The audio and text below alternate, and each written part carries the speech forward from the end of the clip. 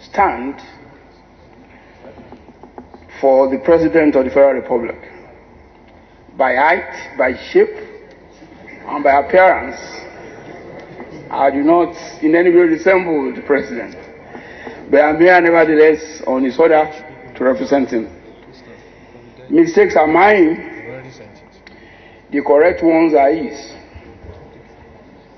That done, I must first of all tell you how I felt when I received the invitation, because I had the invitation on my own personal standing. When I received it and I saw Life of a Spy, I was shocked, because that would be the first time spies would come out openly to admit that they are one. So I quickly went to do a research on a very popular spy that those of us who went to public school at the time I did would have come across. His name was Sherlock Holmes. Was a popular character detective of the Victorian era in Britain. It was while researching about the war spy that I now found out that Sherlock Holmes was not even a real person, was a fictional character created by the author, Arthur Conan Doyle. But that is not where the mystery ends. Conan Doyle parodied the life of his teacher to create that fictional character called Sherlock Holmes. His teacher was Professor Joseph Bell, who was a forensic scientist and a teacher of Doyle in medical school. So it's therefore strange how a doctor could create such a popular fictional character that in the heads of several people, particularly policemen. I want to believe your academy, you must have a special interest in the works of Detective Sherlock Holmes. So I said this will be the first time spies will come out in the open to say they are one. But my shock was short-lived, because my greatest influencer was my mother. And through her, I realized that women are special species of humanity, but that which the patriarchal society that we all have refuses to recognize. But nature, in its wisdom, compensates women so well. No matter how well the men grandstand, in most cases, they live longer than us. So that is a good compensation by nature. But it is only a woman that combines the following characteristics in the main. They are the representative of God on earth. Whereas God has finished creation, women still manage to reproduce and create us, no matter how you think or how you feel. So give it to them. They are the most resilient, either as fetus or as complete human beings. They are the most, no matter what, only a woman could, in extreme conditions, still hold on to her child. Men will run away. That's number two, very resilient. They are tenacious. If a woman wants anything, whatever it is, you will be sure she will get it. That's number three. Point number four, they are the most passionate about whatever they want. Passionate. Then lastly, they are the most caring. They are very, very comforting. And I will not analyze those two. It's enough for me to say that I salute you as a woman. I recognize you as a bold character to come out openly that you are a spy, you are a detective, and the other one is too open, Anti-Graft Czar. For those two, kudos. Those are my words. They are not the words of the president. So let me now read the word of the president. I must thank Dr. Mrs. Farida Waziri for the kind invitation to the public presentation of her book, One Step Ahead, Life of a Spy, Detective, and Anti-Graft Czar. Dr. Waziri has had a distinguished career as a police officer, spanning the whole gamut of being a spy and a detective, culminating in an appointment as the chairman of the Economic and Financial Crimes Commission, EFCC. Beyond this, she is a wife and a mother and an epitome of career prospect for a hard-working woman. She has put her reflections on the trajectory of her life and career together in the book being presented today. I congratulate her and salute her courage and determination. I here is the President of the Federal Republic of Nigeria, not Rauf Aregbesola. For the right or the wrong reasons, it is very unlikely that an anti-corruption Czar will have a smooth ride during and after her office. But you must note that Dr. Waziri has been able to freely express her opinion and defend herself without fear, as seen in the book and her comments in the media. This is possible because we are in a democracy. As a system of power and social organization, democracy fosters an environment of openness, transparency, and liberty needed to espouse our ideas on virtually any subject matter under the sun. It gives citizens voice and makes their opinion the basis of governance. Helvetius, the 18th century French philosopher, must have dreamt of democracy when he wrote, and I'm quoting him, "I disapprove of what you say, but I will defend to the death your right to say it." End of quote. This is because it is only democracy that compelled the tolerance and blossoming of those who disagreed with it. Not the least important, democracy brings change without violence and blood. Our administration is a product of democracy because the Nigerian people have twice demonstrated confidence in our party's ability to bring the desired change to government and their fortunes as citizens.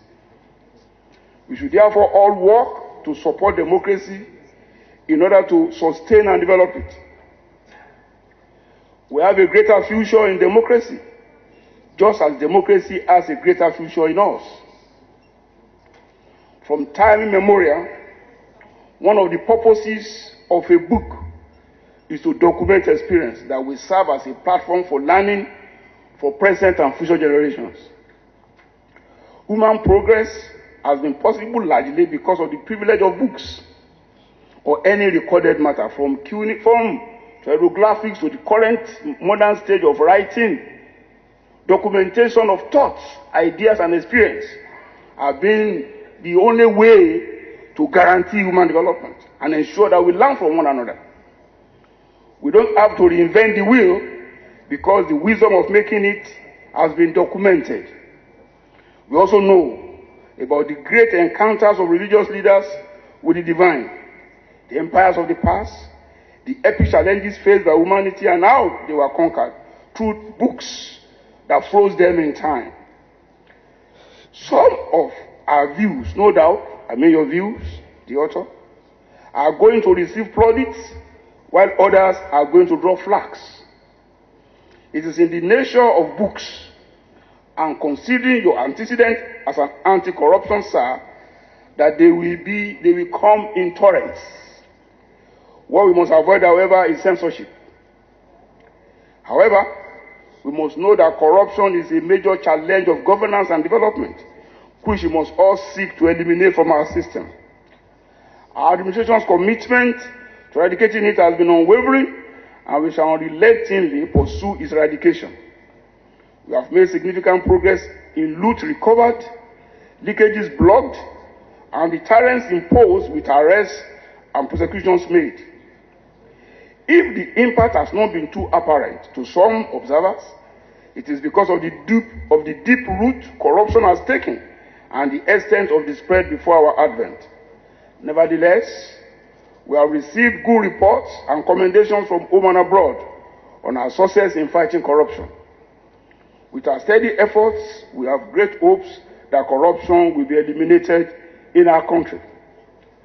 I must seize this opportunity to commend the police, and I'm happy some former highest position holder in the police are here. I must seize this opportunity to commend the police that produced Dr. Mrs. Farida Waziri and gave her a blossomed career, and indeed all agents of government in the forefront of the fight against corruption. I charge you to double your efforts as we continue with this historical mission of cleansing our land of this moral filth and major hindrance to our development. Once again, I congratulate Dr. Mrs. Farida Waziri for successfully writing this book and giving the public the privilege of access to our deep and rich experience in life. I thank you all as I once again, as written in the program brochure, present this to all of us. And I want to copy what the wife of the Vice President said. This is an inspiration particularly for girls. Fathers here should buy one for their girl. Mothers should buy for themselves and their girls. While husbands must ensure they buy for their wives and their daughters. I'm picking for my wife personally.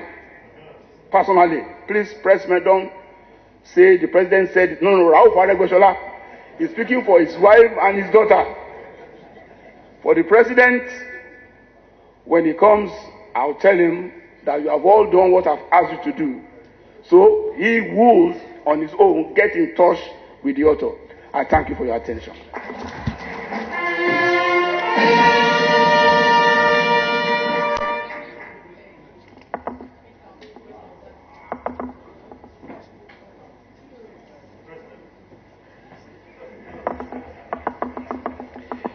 Excellencies, distinguished ladies and gentlemen, could we put our hands together once again for Ogbeni Rauf Aregbesola, standing in for President Muhammadu Buhari at this book presentation.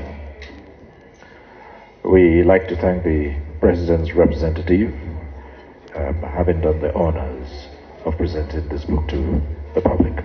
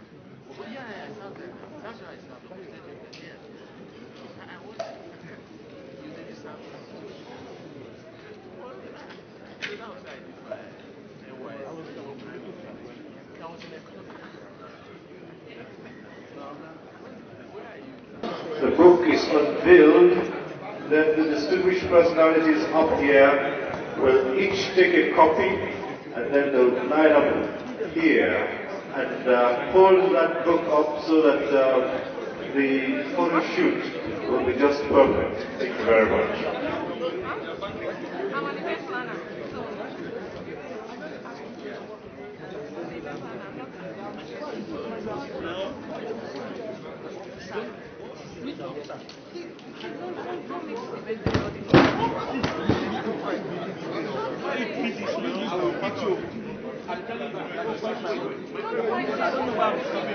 All right, the book has been unveiled. And distinguished ladies and gentlemen, the personalities will each have a copy, and they will. No, just